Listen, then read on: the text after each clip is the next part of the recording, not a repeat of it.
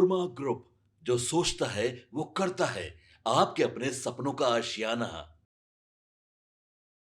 बिहार में जब जब खरमास आता है तब तब एक सुर्खियां उठती है और वो सुर्खियां ये होती है कि नीतीश कुमार अब पलट जाएंगे। नीतीश कुमार खरमास के बाद कोई बड़ा खेल करेंगे, दही चूड़ा के बाद खेल करेंगे। तो अब खबरें ये आ रही है कि जदयू ने अपनी पूरी तैयारी कर ली है। नीतीश कुमार पूरे तैयार हो चुके हैं। तो क्या अब सच में बिहार में खरमास के बाद जो बातें उठ रही है वो सिर्फ अफवाह है या ये सच होने वाला है? क्या नीतीश कुमार पलटने वाले हैं? साल का पहला दिन है और इस तरीके से खबरें चल रही है। अब देखिए, चर्चा करते हैं जदयू आखिर किस राह पर चल रही है। सबसे पहले तो बीजेपी और जदयू में नंबर 1 की पार्टी बनने की हो रहा है। तो क्या है पूरी कहानी? क्या ये जो खबरें चल रही है उसमें कितनी सच्चाई है, हम आपको पूरे विस्तार से बताते हैं।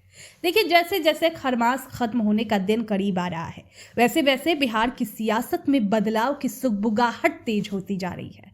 पटना में जेडीयू हेडक्वार्टर के गेट पर 2 नए पोस्टर लगे जो बिहार में चर्चा को नए सिरे से आगे बढ़ा रहे हैं। अब इन दोनों पोस्टरों पर जरा गौर करिए तो नीतीश कुमार के बेटे निशांत कुमार की तस्वीर लगी है। वैसे तो निशांत की सियासी पारी के डेब्यू को लेकर चर्चा पिछले कई महीनों से हो रही है, लेकिन अब ऐसा लग रहा है जैसे कि चर्चा पर मुहर लगने जा रही है। पोस्टर सिर्फ पार्टी मुख्यालय के बाहर नहीं लगाए गए हैं दोस्तों, बल्कि पटना के अलग अलग चौक चौराहों पर भी इसे लगाया गया है। यहां तक कि सीएम हाउस के एंट्री पॉइंट पर भी ये पोस्टर लगाए गए हैं। जेडीयू के नेता और प्रवक्ता की तरफ से अब खुलकर कहा जा रहा है कि निशांत को राजनीति में आना चाहिए। बिहार और जेडीयू के सियासी इतिहास के पन्नों को अगर पलटेंगे तो पाएंगे कि जेडीयू में प्रवक्ता वही बोलते हैं जो नीतीश कुमार के मन में होता है या नीतीश कुमार करने जा रहे होते हैं। हमने कल भी ये चर्चा किया था बाबा से, तो उन्होंने अपनी राय दी थी। तो ऐसे में जो जानकारी निकल कर आ रही है उसमें तो यही लग रहा है कि नीतीश कुमार और उनके रणनीतिकारों ने निशांत को पार्टी में लाने की तैयारी कर ली है। 13 दिसंबर से जेडीयू ने सदस्यता अभियान शुरू कर दिया है।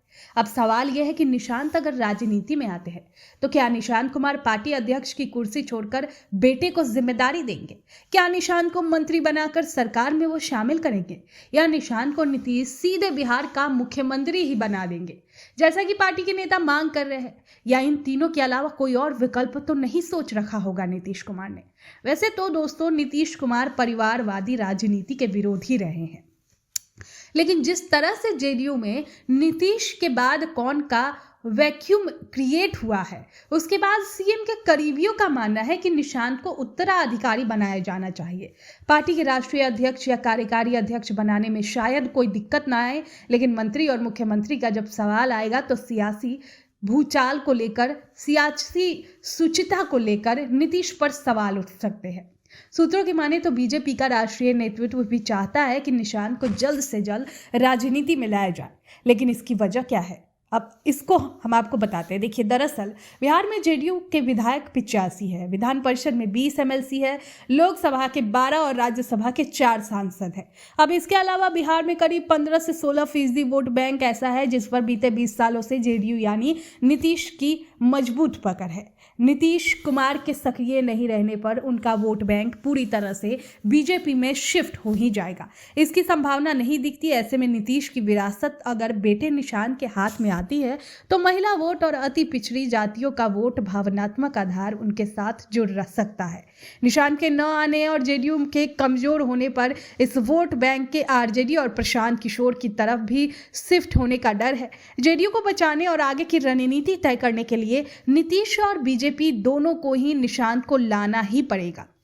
खैर, वो तो खरमास के बाद ही पता चलेगा कि नीतीश कुमार क्या कुछ फैसला लेते हैं, लेकिन ये जो सियासी गलियारों में इस तरह के सवाल उठ रहे हैं निशांत को लाने की, तो वो एक बहुत बड़ी बात है। अब देखना होगा कि नीतीश कुमार क्या फैसला लेते हैं, बीजेपी क्या फैसला लेती है। एनडीए में जो अभी खटपट चल रही है उसको लेकर भी कयास लगाए जा रहे हैं, तो देखना खरमास के बाद सब कुछ क्लियर हो जाएगा। उससे पहले इस पर आपकी राय क्या है, कमेंट बॉक्स में जरूर बताएं।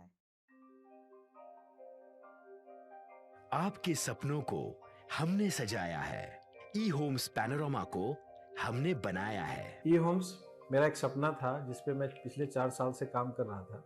हमने जो बनाया है वो सबने है माना। ई होम्स पैनोरामा में हो आपका भी आशियाना। और फाइनली हमने 2021 में इस प्रोजेक्ट को लॉन्च किया। बहुत लोग अप्रिशिएट कर रहे हैं कि पूर्णिया जैसे शहर में, बिहार के, एक तो बिहार की बात करें उसमें भी पूर्णिया जैसे छोटे जगह में इस तरह का लाइफस्टाइल देना, ये सुन के हम लोगों को बहुत अच्छा लगता है। ई होम्स में हमने कुछ और भी किया है, जैसे हम जिस जगह में रह रहे हैं हमारे फैमिली सिक्योर हो, उनको सिक्योरिटी का ध्यान में रखा है।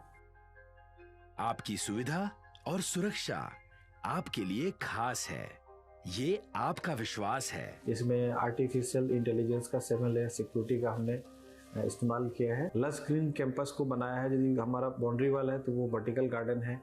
ये जितनी भी फैसिलिटी होता है एक इंटरनेशनल टाउनशिप में, ई होम्स है, ये हम लोग विश्वास नहीं कर पा रहे हैं। जो भी हमारे मित्र दोस्त या जो भी हमारे बाहर के बाहर आते हैं तो हम लोगों को बहुत अच्छा सुनने को मिलता है और बहुत अच्छा क्रेडिट मिल रहा है। वो सारा हमने सिर्फ एक बिल्डिंग नहीं बनाया, हमें एक बहुत अच्छा लाइफस्टाइल दिया ई होम्स में, और मेरा एक सपना था जिसको मैं आज फुलफिल होते हुए देख रहा हूँ।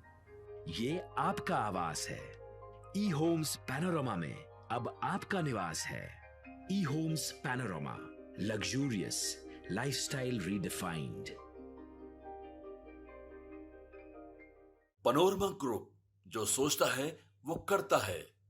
अगर ये वीडियो पसंद आई और वह बिहार के राजनीति और बिहारियत से सरोकार रखेनी तो सब्सक्राइब बटन दबा के चैनल के सब्सक्राइब कर ली।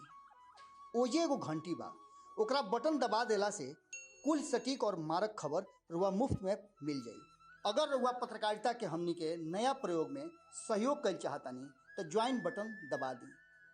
पेटीएम नंबर नोट कर ली 9386816700।